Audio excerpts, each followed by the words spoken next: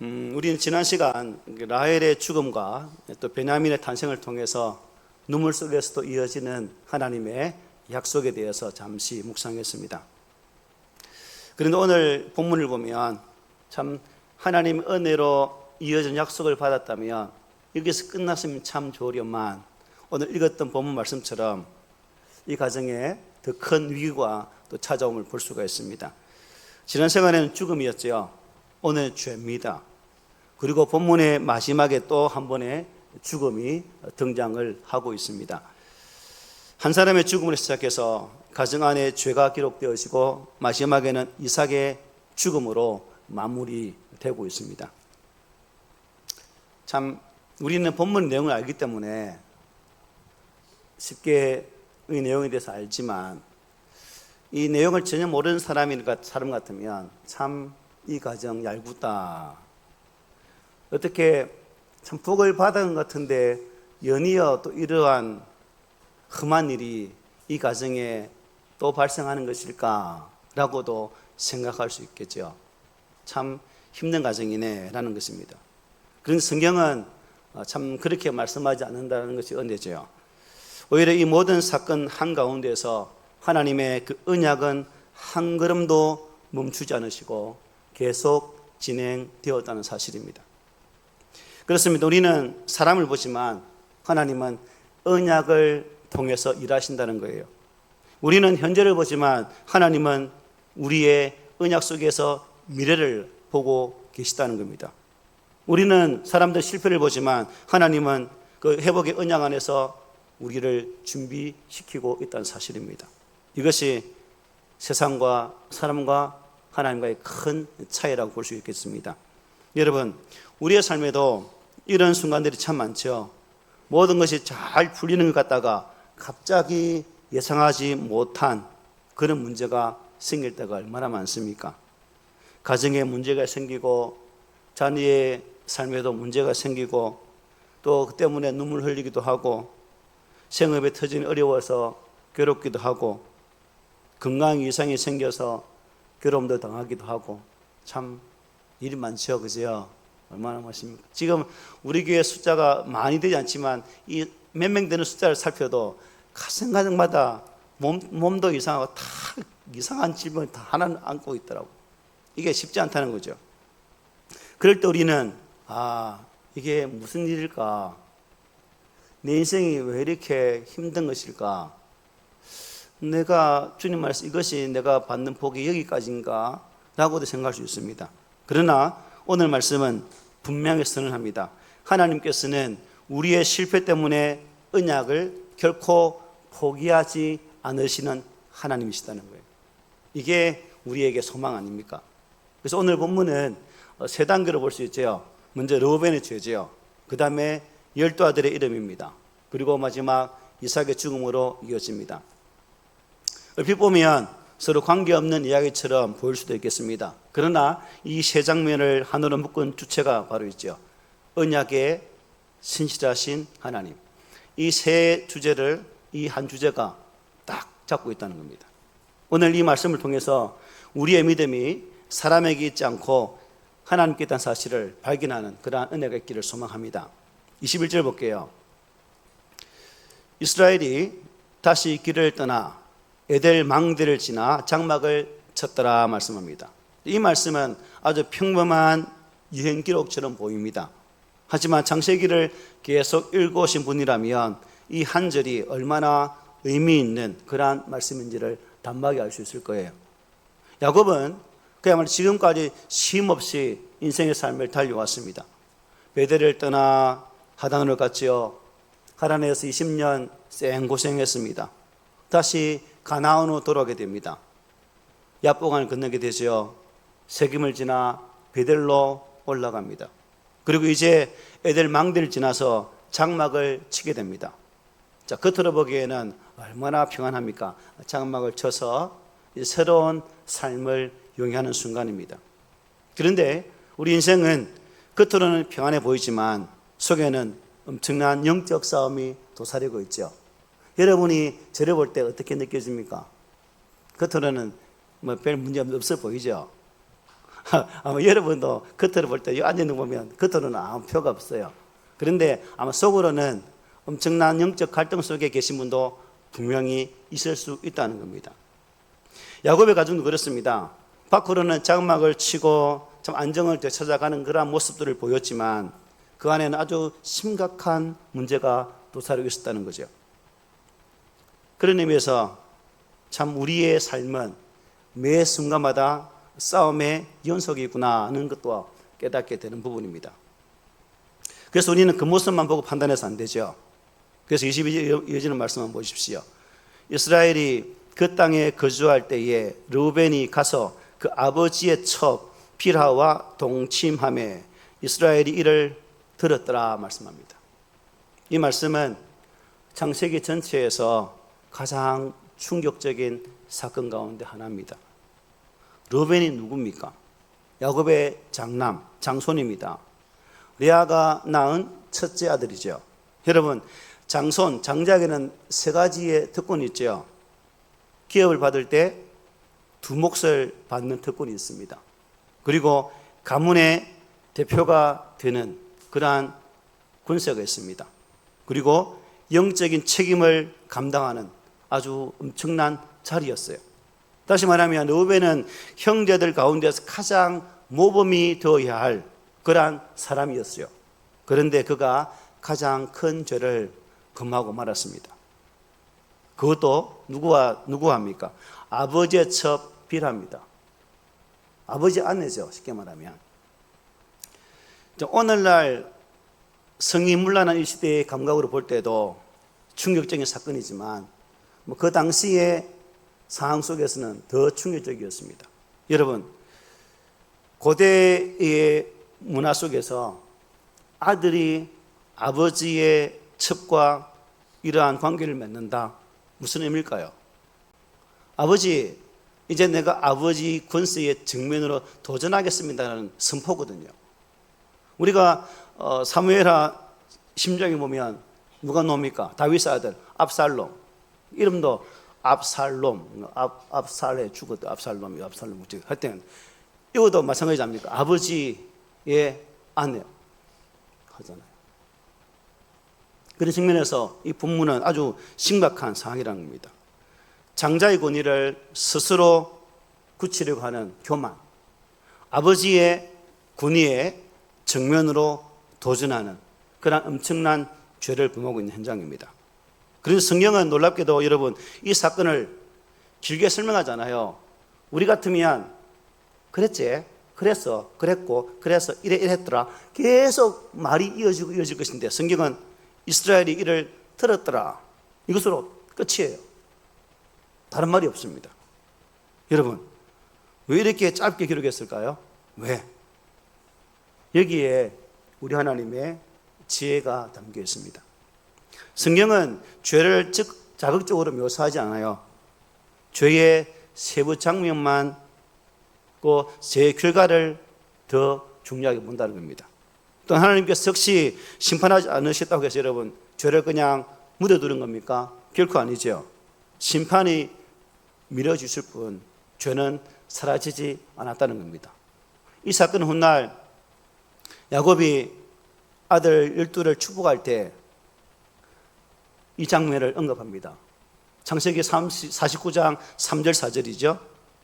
르우벤아, 너는 내 장자요, 내 능력이요, 내 기력의 시작이라. 위풍이 월등하고 권력이 타고나다마는 물의 끊음 같았은즉 너는 탁월하지 못하리니 네가 아버지의 침상에 올라 더럽음이로다. 그가 내 침상에 올랐었도다. 야곱은 기억했다는 거죠. 그리고 그에게 축복할 때에 이 말을 선포합니다. 그리고 역대상 5장 1절에 보면 르우벤이 장자의 권리를 잃어버렸다는 말이 기록되어 있습니다. 르우벤은 장자라도 그의 아버지의 침상을 더럽혔으므로 장자의 명분이 이스라엘의 아들 요셉의 자손에게로 돌아가서 족보의 장자의 명분대로 기록되지 못했다. 본인 입장에서 얼마나 슬픈 현실입니까?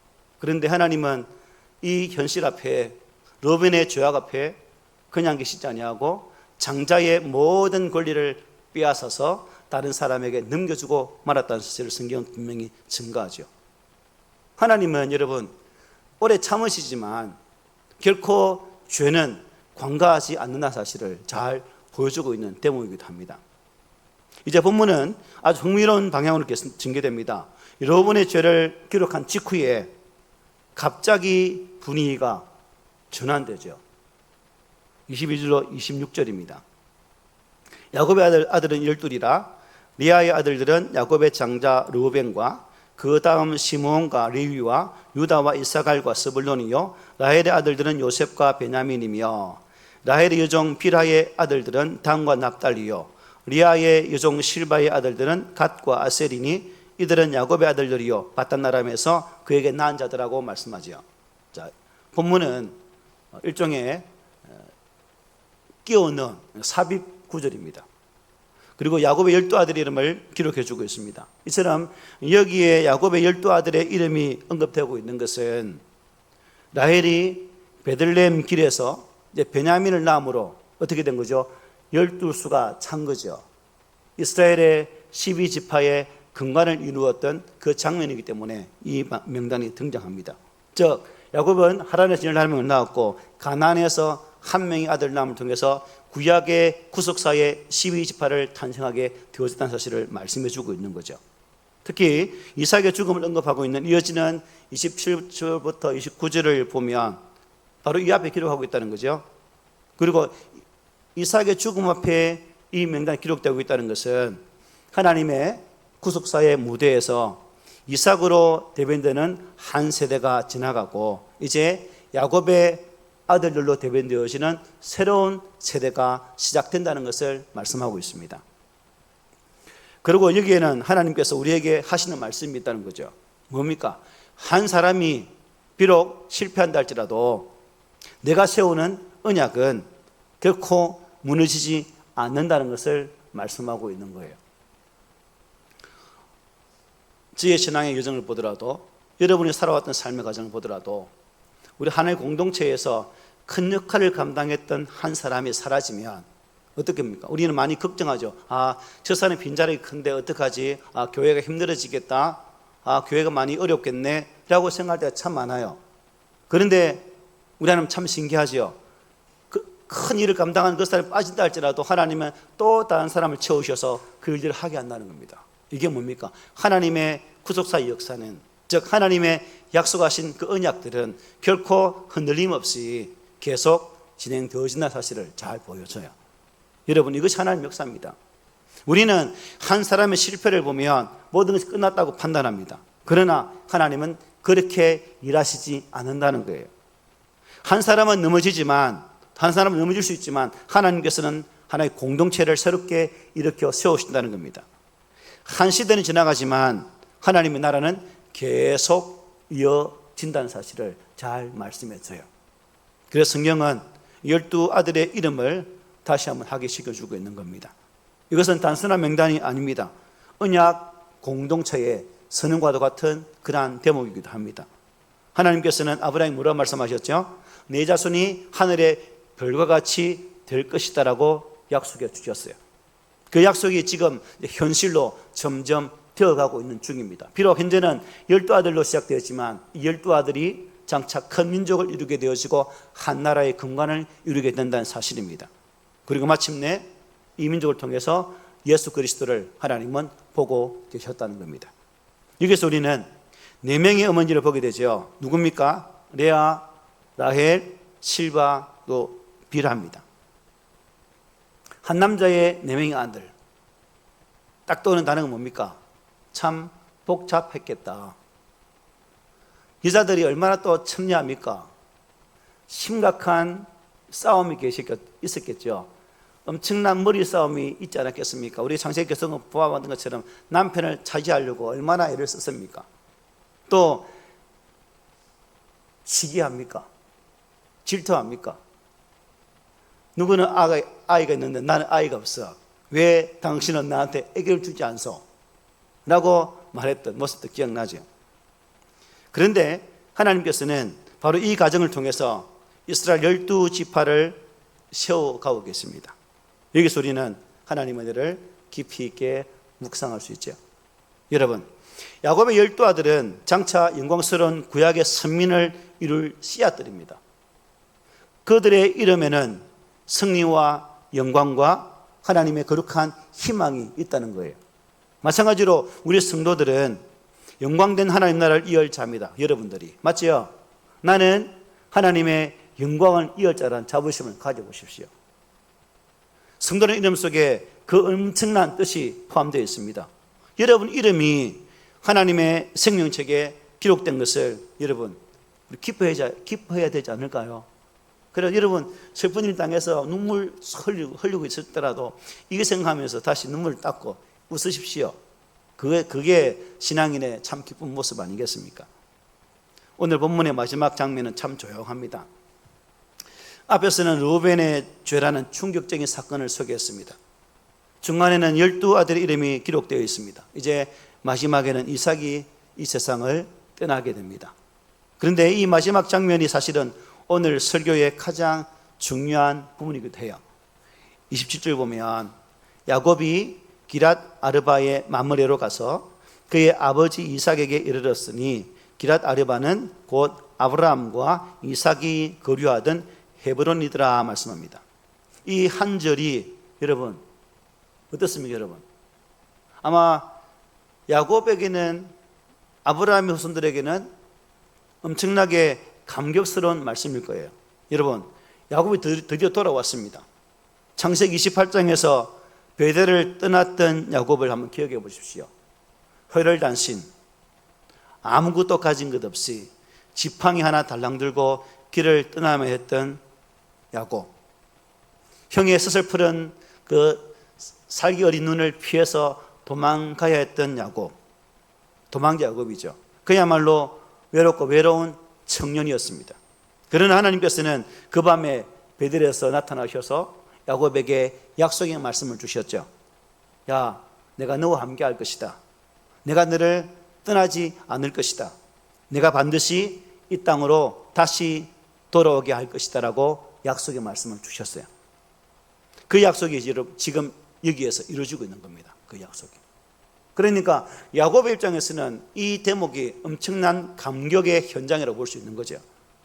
거의 30년이 넘는 시간이 흘렸습니다. 그 사이에 여러분 얼마나 많은 일이 있었습니까? 라반의 집에서 20년 고생했죠. 리아와 라헬을 통한 또 그의 첩을 통해서 12아들을 낳았죠. 야복 강가에서 하나님과 죽음을 건 씨름을 했죠. 에서와 살벌한 사이였지만 또 화해를 하게 되어졌죠. 세겜에서 디나가 강간을 당하고 그 땅의 사람들 남자들을 다 죽여버렸던 사건이 있었죠. 베델에서 또 하나님께 새로운 회복을 은혜 주셨죠. 이제 라헬의 죽음이 있었고 12알의 이름이 나오고 이젠 드디어 이제 파란만장한 삶을 이 야곱이 아버지의 죽음을 통해 보게 됩니다. 그러나 하나님께서 여러분 처음 약속하신 것을 한 번도 잊지 않으셨어요. 야곱은 여러 번 흔들렸습니다. 그러나 하나님은 한 번도 흔들린 적이 없으셨다는 거죠. 우리 인생도 그렇지 않습니까? 여러분 젊을 때 하나님께 드렸던 그런 기도가 참 많죠. 하나님 내가 이렇게 살아보겠습니다. 하나님 내가 이런 믿음의 사람으로 살겠습니다. 얼마나 소원 많이 했습니까? 근데 우리는 자주 흔들렸고 그 소원했던 기도들이 새까맣게 잊어버리고 살 때가 얼마나 많습니까? 비록 나는 내가 기도했던 약속들을 잊어버리지만 우리 하나님은 결코 한 번도 잊지 않으시고 기록되어진 약속의 말씀을 우리의 삶을 통해서 지금도 이루시기 위해 지금도 일을 하고 계시다는 사실입니다. 흔들리지 않는 하나님, 하나님의 신실하심은 우리의 번제보다 여러분 우리의 변덕보다 훨씬 크다는 거예요. 이것이 우리가 가지고 있는 소망입니다. 여러분 헤브론은 어떤 땅입니까? 헤브론은 단순한 도시가 아니죠. 언약의 역사가 살아있는 장소입니다. 아브라함이 장막을 쳤던 곳이죠. 사라가 묻힌 막벨라굴이 있는 곳입니다. 그리고 언약의 조상들이 머물렀던 그러한 자리입니다. 다시 말하면 야곱은 고향으로 돌아온 것이 아니라 하나님의 약속의 자리로 지금 돌아왔다는 겁니다. 약속의 자리. 신앙생활은 결코 하나님께서 약속하신 자리로 돌아오는 거예요. 세상은 우리를 멀리 끌고 갑니다. 욕심이 우리를 자주 흔들기도 합니다. 죄가 우리를 넘어뜨리기도 합니다. 그러나 하나님은 끝까지 우리를 부르고 있다는 거죠. 돌아오너라. 베델로 돌아오너라. 내가 약속한 자리로 돌아오라고 하나님은 지금도 우리에게 말씀하시는 거예요. 여러분, 이것이 은혜 아닙니까? 나는 못났을지라도, 나는 죄 가운데 있을지라도 하나님 여전히 나를 사랑하시고 그 약속의 장소로 돌아오라고 말씀하고 있다는 것이 은혜입니다. 그리고 이어지는 말씀입니다. 28, 29절이죠. 이삭이 죽습니다. 이삭의 나이가 180세라. 이삭이 나이가 많고 늙어 기운이 다함에 죽어 자기 열조에게로 돌아가니 그의 아들 에서와 야곱이 그를 장사하였더라 말씀합니다. 이 말씀을 읽으면 이제 슬퍼지는 대목이죠. 이제 이삭의 시대가 막을 내렸습니다. 아브라함의 아들, 모리아산에서 번제로 드려질 뻔했던 아들, 리브가를 아내로 맞이했던 사람, 우물을 파며 다툴 때마다 다 양보했던 온순한 사람 이삭, 그 믿음의 사람이 이제 하나님 품에 안기게 되었습니다. 그런 여러분, 성경은 왜 이렇게 담담하게 기록하고 있을까요? 왜 이삭의 죽음을 길게 기록하지 않을까요? 왜냐하면 성경의 관심은 한 사람의 죽음이 아니라 하나님의 언약의 계속됨에 있다는 사실입니다. 아브라함이 죽고 이삭이 죽고 다음 야곱이 죽겠죠. 이런 모든 죽음의 여정 속에서도 하나님은 그들의 약속하셨던 약속은 한 번도 변개함이 없이 그대로 이루어가고 있다는 사실을 잘 말씀해줘요. 훗날 야곱도 죽겠습니다. 왜일까요? 여러분, 이 약속, 결국 이들을 통해 주셨던 약속이 변함없이 되어지고 있다는 것은 오늘 이 시대에 저와 여러분들이 예수 그리스도 안에서 믿고 있는 이 믿음 또한 하나님의 언약을 받는, 하나님의 언약을 받고 있다는 그러한 모습 아니겠습니까? 그러면 우리들 또한 흔들리지 않는 믿음으로 주 앞에 서기까지 약속을 부여잡고 믿음의 길을 달려가야 한다는 사실입니다. 오늘 우리는 창세기 35장의 마지막 부분을 함께 살펴보았습니다. 말씀드린 것처럼 본문에 세 가지 사건을 말씀하고 있죠. 르우벤이 죄를 짓는 장면, 12아들의 이름이 나오고, 그리고 이삭의 죽음을 소개하고 있습니다. 가만히 생각해 보면 어느 하나 밝은 이야기는 하나도 없습니다. 죄가 있고 가정의 아픔이 있고 죽음이 있었습니다. 근데 여러분, 놀라운 사실이 있죠. 하나님 바로 그런 가정을 통해서 이스라엘의 12지파를 세우셨다는 거예요. 이것이 은혜입니다. 비록 현재 나의 가정이 내가 볼 때에는 초라하고 보풍부설지라도 하나님 여전히 내 가정 속에서 일을 하신다는 거예요. 여러분들이 믿음 안에 서 있다면, 하나님의 거룩한 약속의 말씀을 붙잡고 그 언약을 붙잡고 나아가는 그 믿음이 있다면 하나님은 여러분의 가정을 오늘 본문에 소개하는 것처럼 우리를 온전히 세워가신다는 사실입니다. 우리는 사람을 보고 판단하지만 하나님은 사람의 현재만을 보지 않으시고 그 약속을 이루실 미래를 바라보시고 우리를 보고 계십니다. 예수 그리스도 안에 있는 엄청난 은혜의 약속, 장차 하나님의 거룩한 나라에서 보게 되어진 그 약속을 붙잡고 이 땅의 삶을 살아가는 자는 이 하나님의 약속을 바라볼 수 있는 소망이 있는 것이고, 그 소망이 있는 자는 결코 흔들리지 않는 믿음의 삶을 살아갈 수 있다는 사실입니다. 오늘 말씀을 준비하면서 계속 마음에 남는 말씀이 하나 있습니다. 디모데후서 2장 13절입니다. 함께 읽습니다. 시작.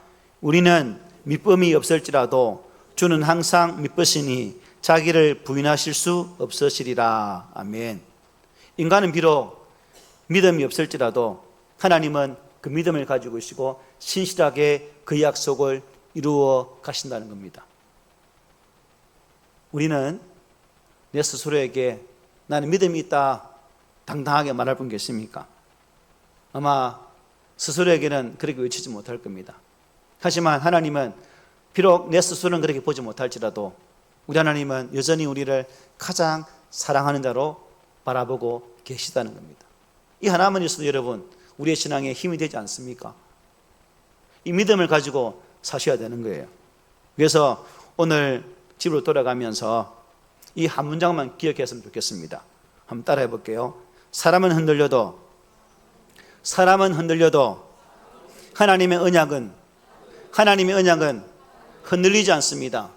예, 사람은 흔들려도 하나님의 언약, 하나님의 약속은 결코 흔들리지 않는다는 사실을 꼭 기억하십시오. 그리고 한 주간의 삶을 살아갈 때도 이 약속의 말씀을 꼭 붙잡으십시오. 변하지 않는 하나님, 지금도 나를 바라보시고 일하시는 하나님. 나는 환경을 보지만, 나는 사람을 보지만 하나님은 사람과 환경을 보지 않고 내 안에 있는 믿음을 보시고 우리에게 약속하셨던 이 언약의 말씀을 지금도 이루어가고 있다는 사실을 바라보시기를 바랍니다. 그리고 야곱을 끝까지 붙드신 하나님은 저와 여러분들도 끝까지 붙드시고 은혜로 인도하실 것입니다. 이 믿음으로 한 주간 담대하게 사셔서 우리 안에 일하시는 주님을 경험하는 그 은혜가 있기를 주의 말씀으로 축복합니다. 아멘.